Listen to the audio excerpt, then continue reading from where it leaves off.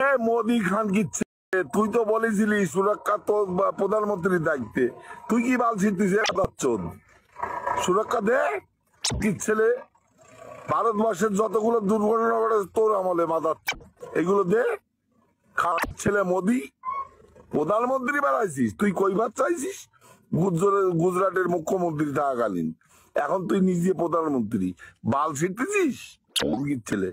দে সুরক্ষা দে, তোর আমলে যা সেনা মরেছে এত বছরে মরিনি স্বাধীনতার পরে। বড় বড় কথা বলিস আর তোর কিছু কুলাঙ্গার ছাড়িছিস, কুলাঙ্গার গুলো সামলা না জুতো পিঠা খাবি।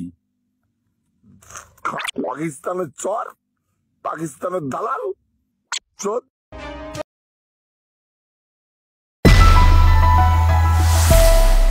সামাজিক মাধ্যমে প্রধানমন্ত্রী নরেন্দ্র মোদীর বিরুদ্ধে কুরুচিকর ভাষায় গালিগালাজ করার অভিযোগ উঠল উত্তর 24 পরগনার বনগাঁর গোপালনগর থানার অন্তর্গত আকাইপুর এলাকার এক ব্যক্তির বিরুদ্ধে। অভিযুক্তের নাম দিলীপ রায়, ডাক নাম কালু।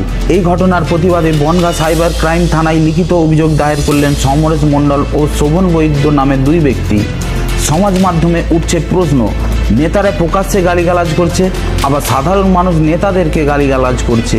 এর কোনো মানসিক ও সামাজিক সীমাবদ্ধতা থাকবে না? এই সমস্ত মানুষের আইন অনুযায়ী ব্যবস্থা গ্রহণ হবে না?